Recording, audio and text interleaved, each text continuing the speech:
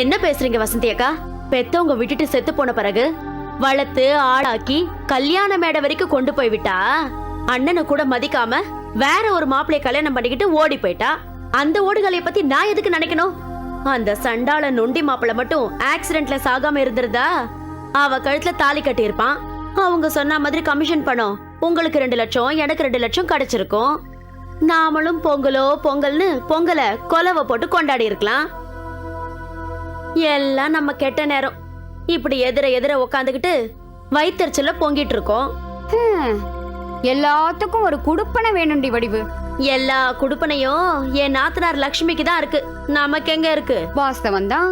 இல்லைன்னா நொண்டி மாப்பிள்ளைக்காக மணவரையில காத்துக்கிட்டு இருந்த லட்சுமிக்கு வாட்ட சாட்டமா இப்படி ஒரு மாப்பிள்ளை கிடைப்பானா?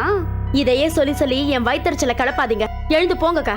உனக்கு ஆத்திரம் இருக்கிற அளவுக்கு அறிவு இல்லடி. என்ன சொல்றீங்கக்கா? பின்ன என்னடி, லட்சுமி நம்ம கைய விட்டு தானே போயிருக்கா, கண்ணை விட்டு போகலையே. அக்கா அடி வடிவு, லட்சுமிக்கு கோயில்ல கிடைச்ச திடீர் மாப்பிள ஒருவேளை பணக்காரனா இருந்தா அவளுக்கு ஒரு நல்ல வாழ்க்கை அமைஞ்சிருக்குமே.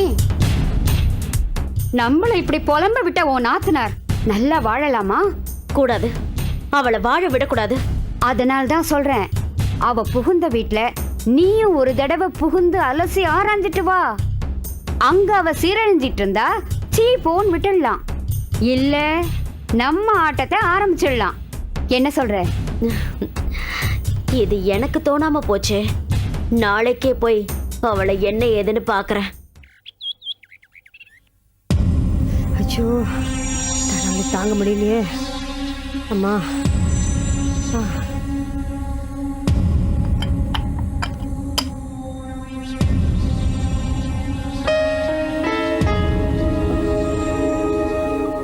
அத்தை ஏன் டென்ஷனா இருக்காங்க? என்னாச்சு? 2 பக்கமும் உலக்கைய வச்சு தலையில யாரோ இடிக்கிற மாதிரி இருக்கு. இன்னைக்குன்னு பார்த்து அந்த வேலைக்காரி வேற லீவ் எடுத்துட்டான். எல்லாம் என் தலை எழுத்து. என்னாச்சு அத்தைக்கு? ஒருவேளை தலைவலியா இருக்குமோ? அம்மா, அப்பா,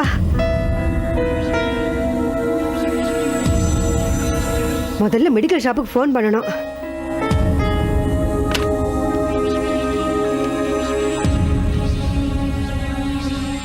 ஹலோ ஹலோ, மெடிக்கல் ஷாப்புங்களா? இல்லங்க, இது மட்டன் ஸ்டால். ஐயோ, தலைவலியில நம்பரை மாத்தி போட்டு தொலைச்சிட்டான். ஐயோ,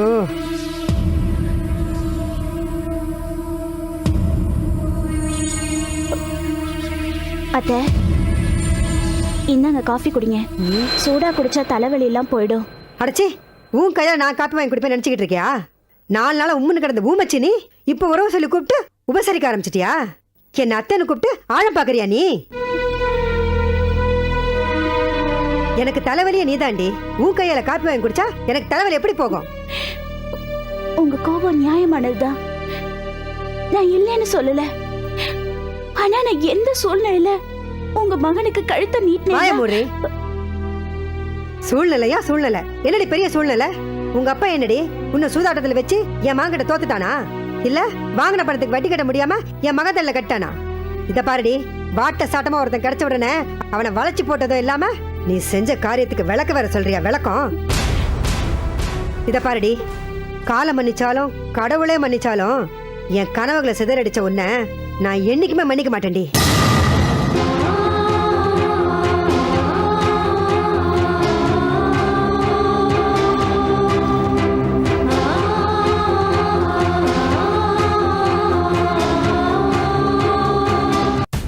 லக்ஷ்மி தானே ஒரு வாழ்க்கையை தேடிக்கிட்டு போனா அதோட அவ அத்தியாயம் முடிஞ்சிருச்சுன்னு நினைச்சா இந்த மாமி வந்து இப்படி ஒரு ஐடியாவை கொடுத்துட்டு போறாங்களே. மாமி சொல்றதும் சரிதான். லக்ஷ்மி வீட்டுக்கு போய் அவ எப்படி வாழறான்னு தெரிஞ்சுக்கிட்டு அவ வாழ்க்கைய கெடுத்தாகணும். இல்லைன்னா நமக்கு தூக்கமே வராது. என்னதான் இந்த மனுஷன் லக்ஷ்மியை பிரிஞ்சிருந்தாலும் தங்கச்சி மேல பாசம் குறைஞ்சா போயிடும். அதை பயன்படுத்தி இவரை நாம லக்ஷ்மி வீட்டுக்கு அழைச்சிட்டு போனோம். அங்க அவ எப்படி இருக்கா என்னங்கறத வேவு பார்க்கணும். லக்ஷ்மி, லக்ஷ்மி. என்னடா இது, லக்ஷ்மி லக்ஷ்மின்னு கூப்பிட்டுட்டே வராரு. தங்கச்சி ஞாபகம் வந்துருச்சு போல இருக்கு. நம்ம வேலை சுலபமாயிடுச்சு. லக்ஷ்மி, லக்ஷ்மி. என்ன சொல்லி கூப்பிட்டீங்க? என்னடா பாசமலர் சிவாஜி, அதுக்குள்ள சாவித்திரி மறந்துட்டாரோன்னு நினைச்சேன். இல்லம்மா, இன்னைக்கு 1ஆம் தேதி இல்ல. வழக்கமா லக்ஷ்மி கிட்ட சம்பளத்தை கொடுப்பேன். அந்த ஞாபகத்துல சரி சரி, சமாளிக்காதீங்க. லக்ஷ்மி என்னதான் கோவில்ல நம்ம பேச்ச மீறி இன்னொருத்தரை கல்யாணம் பண்ணிக்கிட்டாலும் உங்களை போலவே என்னாலையும் அவளை மறக்க முடியல. நின்னா உக்காந்தா, எழுந்தா நடந்தா எப்பவும் அவ ஞாபகமாவே இருக்குங்க. திரும்புற பக்கம்லாம் அவ அண்ணி அண்ணின்னு கூப்பிடுற மாதிரியே இருக்கு. என்னங்க, எனக்காக கூட வேண்டாங்க, லக்ஷ்மிய மறக்க முடியாம இப்ப லக்ஷ்மி லக்ஷ்மின்னு கூப்பிட்டீங்களே, அதுக்காக உங்களுக்காக நாம போய் ஒரே ஒரு தடவை லக்ஷ்மியை பார்த்துட்டு வரலாங்க. சரிம்மா, நம்ம போய் லக்ஷ்மியை பார்த்துட்டு வரலாம். சரிங்க.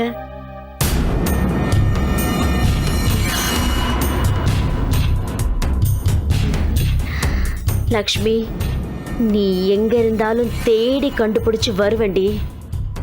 உன்னை விட மாட்டேன். அங்க இருந்த வரைக்கும் அன்னைக்கு ஆகாதவளா இருந்த, இங்க வந்ததுக்கு அப்புறம் அத்தைக்கு ஆகாதவளா ஆயிட்ட. எந்த குருட சொன்னா ஒரு பொண்ணோட மனசு இன்னொரு பொண்ணுக்கு தான் புரியும்னு? பிறந்த வீடா இருந்தாலும் சரி, புகுந்த வீடா இருந்தாலும் சரி, பொண்ணுங்க தானே எனக்கு எதிரியா இருக்காங்க. வேண்டாம், அண்ணி ஏசுனாலும் பேசினாலும் அண்ணன் காலடியில இருந்தே உயிரை விட்டுருவோம்.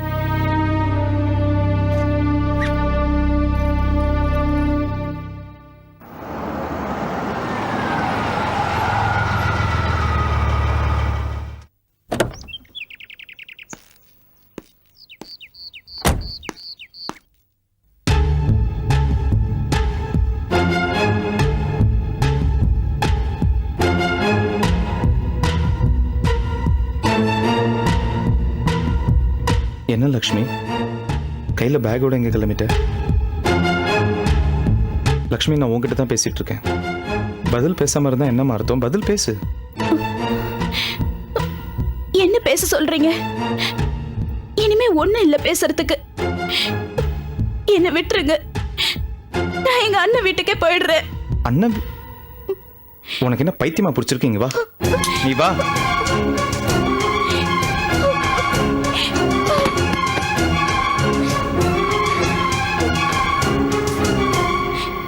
இதை பாரு லக்ஷ்மி, நாள் பார்த்து நட்சத்திரம் பார்த்து 4 பேர் அச்சதை போட நான் உன் கழுத்துல தாலி கட்டல. ஆனா எங்க அம்மா என் கல்யாணம் எப்படி இல்லாம நடக்கணும்னு ஆசைப்பட்டாங்க. அந்த ஏமாற்றம் தான், அவ்வளவுதான். அந்த ஏமாற்றம் தான் அவங்களுக்கும் நமக்கும் நடக்கிற பனிப்போருக்கு காரணம். தயவு செய்து இதை புரிஞ்சுக்கோ. இது பாரு, 4 செவத்துக்குள்ள 3 பேர் வாழ்ற இந்த வீட்டுல ஒவ்வொருத்தர் மூஞ்சியை பார்த்துக்காம எத்தனை நாளைக்கு தான் அவங்களால இருக்க முடியும்? யாராச்சும் விழுந்தா கூட நம்மள யாராச்சும் ஒருத்தர் தான் தூக்கி விடணும். யாராச்சும் அழுதா கூட இந்த 6 கையில ஏதாச்சும் ஒரு கை தான் அந்த கண்ணீரை தொடச்சி விடணும். லக்ஷ்மி, மனசை தொடாத எந்த உறவுக்கும் உயிர் இல்ல லக்ஷ்மி. இந்த 3 நாள்ல எங்க அம்மா உன்னை சரியா பார்த்துக்க கூட மாட்டாங்க.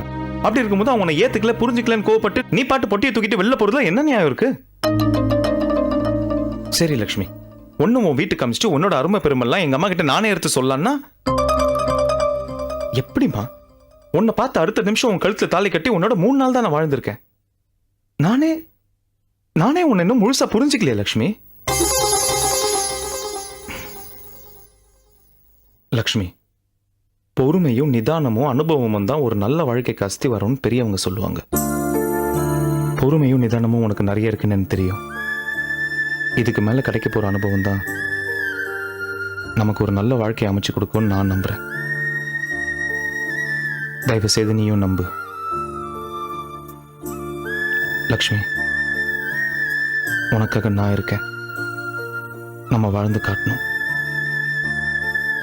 தேவையில்லாம நீயே உன்னை போட்டு குழப்பிக்காத.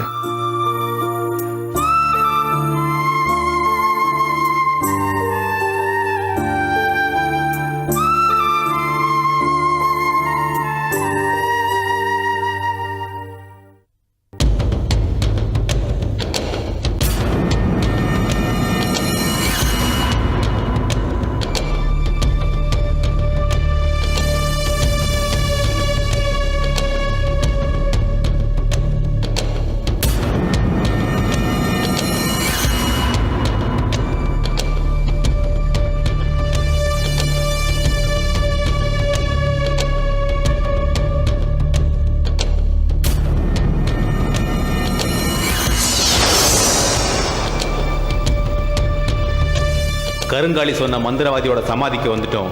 இனி அந்த மந்திரவாதி மனசை உருக்குற மாதிரி தவம் இருப்போம்.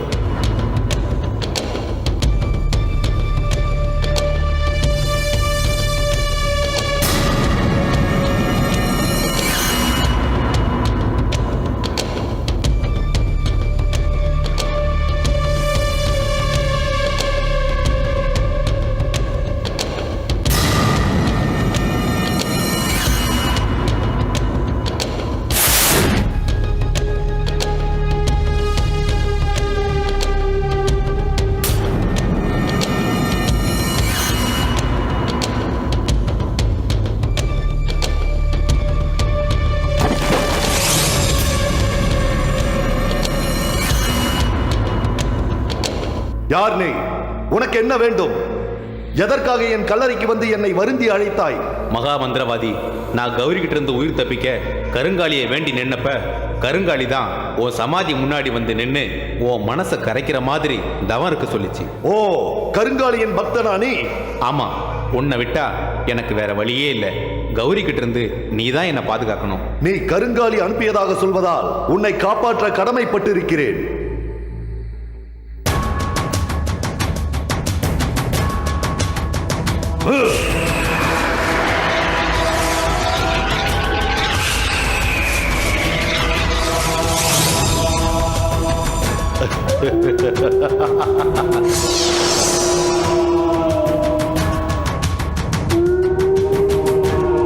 வியந்து பார்க்கும் கருங்காலியின் பக்தனே, இதற்கு பிறகும் உன்னை யாரும் நெருங்காதபடி பாதுகாப்பாக ஒரு சர்ப்ப வளையத்தை போட்டுச் செல்கிறேன். சந்தோஷமாக இரு.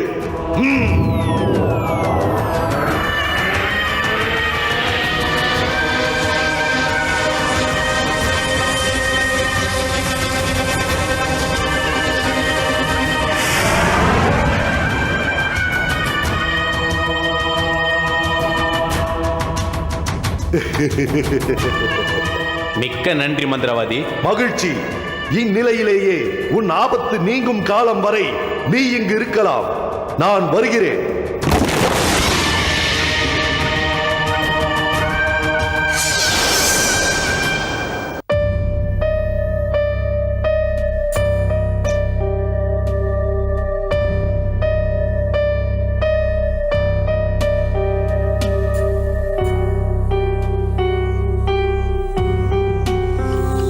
எங்க காஃபி?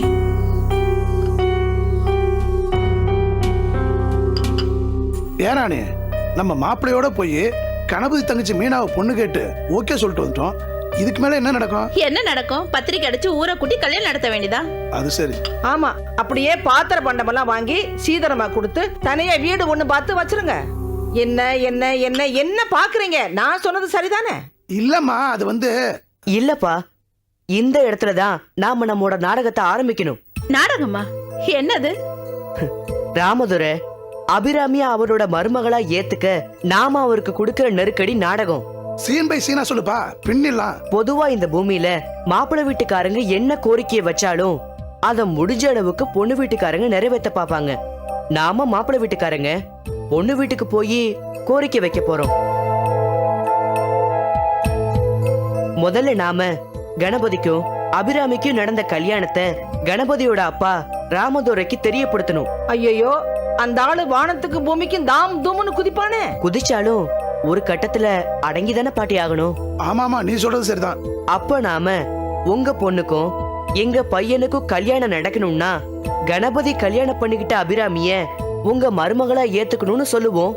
அவர் முடியாதுன்னு சொல்லிட்டா அதை எப்படி சொல்ல முடியும்? அப்படி சொன்னா அவர் பொண்ணோட வாழ்க்கை கேள்விக்குறியாயிடும்ல. அது எப்படி முசா நடக்கும்? அவருக்கு இந்த மாப்பிள்ளை விட்டா வேற மாப்பிள்ளை கிடைக்காதா? போங்க, நீங்களும் உங்க டிமாண்ட்னு சொல்லிட்டா? ராணி, எந்த ஒரு பொண்ணும் தன்னை முத பார்க்க வரான மாப்பிள்ளை அவனைத்தான் கட்டிக்கணும்னு ஆசைப்படுவா. சங்கீதாவுக்கு நாம தான் மாப்பிள்ளை. அவங்களுக்கு பிடிச்சு போச்சு, நமக்கும் பிடிச்சு போச்சு. ஏறக்குறைய கல்யாணம் ஆன மாதிரி தானே ஊருக்குள்ள பேசிக்குவாங்க. ராமதுரை பிடிவாதத்தால இந்த கல்யாணம் நின்று போச்சுன்னா அது கேவலம் இல்லையா? ஊருக்குள்ள தலனம் நடக்க முடியுமா? சரியா சொன்னீங்க. ராமதுரை அபிராமிய மருமகளா ஏத்துக்கிட்டே ஆகணும்.